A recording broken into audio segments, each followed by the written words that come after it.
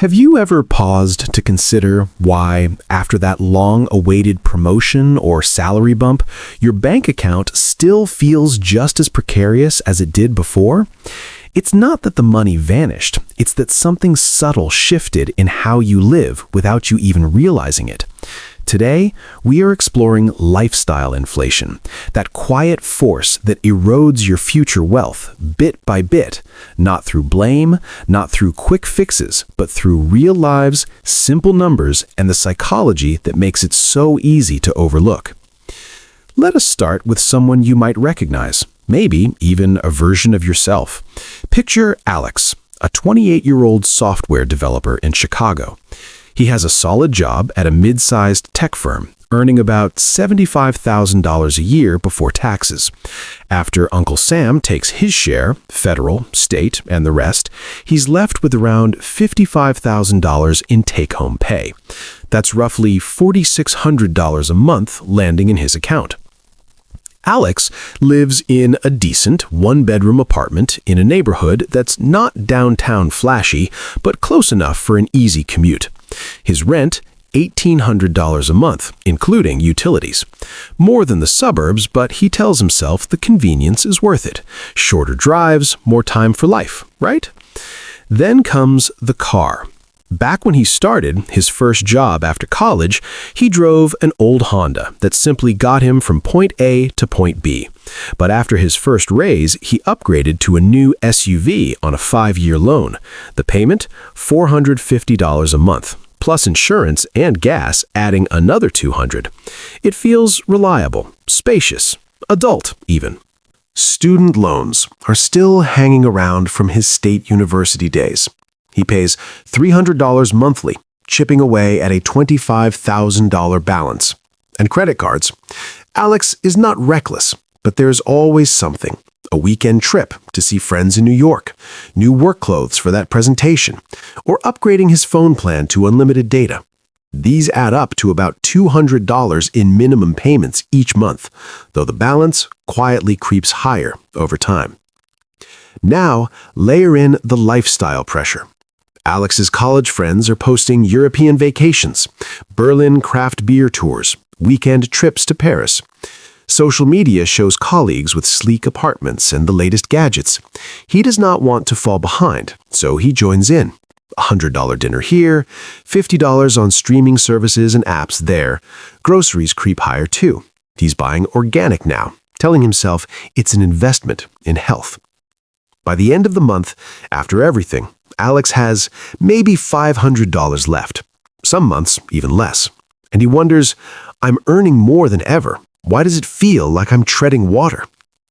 This is not just Alex's story. Swap Chicago for Manchester or Berlin. The pattern stays. In the UK, a similar professional might earn £40,000 after tax, facing £1,200 rent in a city flat, a car finance deal at £250 monthly, and student debt that feels endless. In Germany, a €3,000 monthly net salary battles €1,000 rent in Munich, plus the temptation to upgrade to a better bike or premium transport pass with extra perks. The currencies change, the cities change, but the pattern remains the same. Income rises, and so does the new normal of living. So what is the hidden flaw here? It is not the system itself. Taxes, loans, and bills are part of the game in any developed economy. The real issue is lifestyle inflation, that automatic upgrade in spending that follows every income increase. It is not a dramatic splurge. It is incremental. When Alex got his first job at $50,000, he lived frugally. Shared apartment, public transit, cheap meals. But as his salary grew, so did his expectations. The apartment got nicer, the car got newer, the meals got fancier. It's like the thermostat in your home. You turn it up without thinking, and suddenly that becomes the new comfortable. To see the real cost, let us break it down with simple math. No fancy spreadsheets, just dollars and cents. Suppose Alex starts with $50,000 take-home, spending $40,000 on living, leaving $10,000 to save or invest. Then he gets a 10% raise. Take-home rises to $55,000.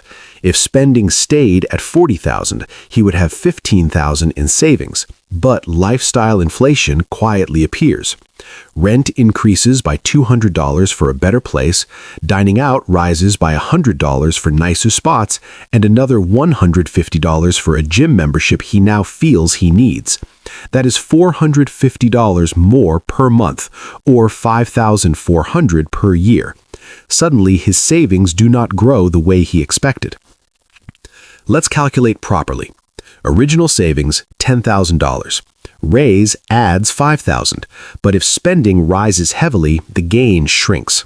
More realistically, spending absorbs about 80% of the raise, so $4,000 of the extra income goes to new expenses, leaving only $1,000 more in savings.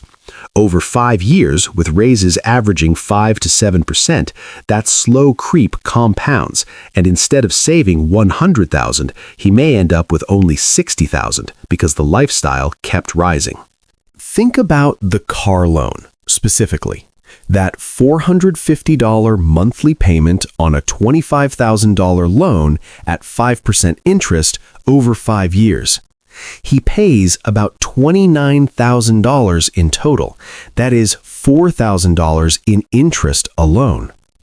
If he had kept the old car and invested that $450 each month into a simple index fund, averaging 7% annually, after 5 years, it would grow to around $31,000. That is a $35,000 swing. The cost of the car plus lost opportunity.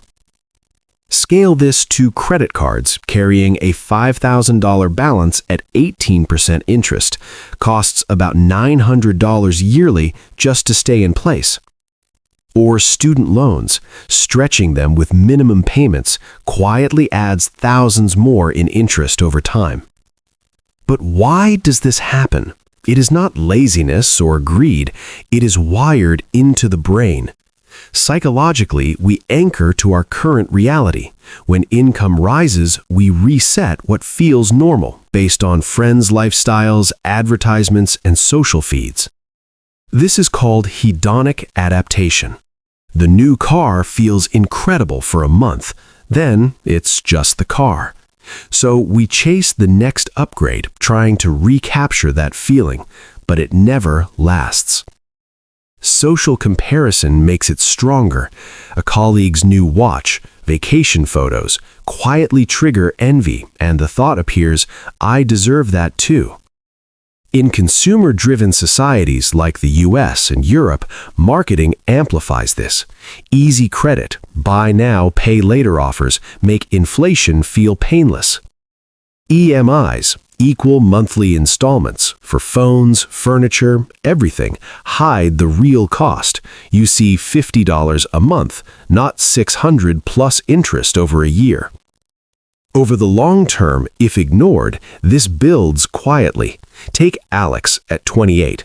If lifestyle keeps rising with every raise, by 40 he may own a nicer house, maybe a $300,000 mortgage instead of renting with $1,500 monthly payments. But his savings stay weak, low 5 figures invested irregularly. Retirement accounts grow slowly because extra cash keeps feeding the upgraded life. By 50, he might have $200,000 saved, but with inflation eating 2 to 3% yearly, that's not comfortable. And then, healthcare costs in the US or sudden redundancies in Europe could wipe it out. It's not a sudden catastrophe, it's a slow squeeze. Working longer, stressing more, watching bills pile up, and quietly wondering why wealth never appeared despite good income. Now, let's shift perspective to how financially intelligent people navigate this.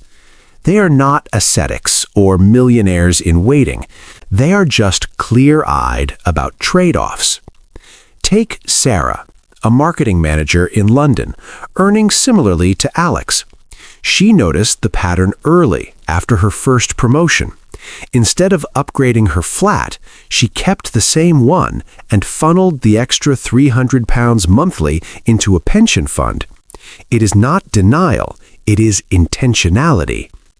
She drives a reliable used car, bought outright after saving for it, avoiding loans. Credit cards, she uses them for rewards, but pays in full, treating them as tools, not extensions of income. These people think in terms of opportunity cost. Every dollar or euro spent today is one not compounding tomorrow. They set a lifestyle cap, living on 70% of income, no matter the raises, and automate the rest into investments. Psychologically, they counter adaptation by focusing on experiences that don't inflate lifestyle. Free parks over paid clubs, home-cooked meals with friends over restaurants. They question social pressures. Does this purchase align with my long-term security, or am I just keeping up? It's a mindset of quiet observation.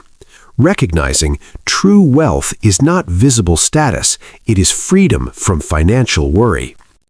In Europe, this may mean leveraging tax-advantaged savings, ISAs in the UK, Riester pensions in Germany, where compounding works in your favor without the hype. In the US, it's maxing out a 401k match, letting employer contributions double your efforts. The key is not tricks, it's clarity. Understanding lifestyle inflation is not a villain, it's a default setting that you can override. As we wrap this up, reflect on your own path. Awareness of these patterns does not demand radical change, it just makes you smarter about the choices that shape your future. If this resonated, consider subscribing for more insights like this. Thanks for watching.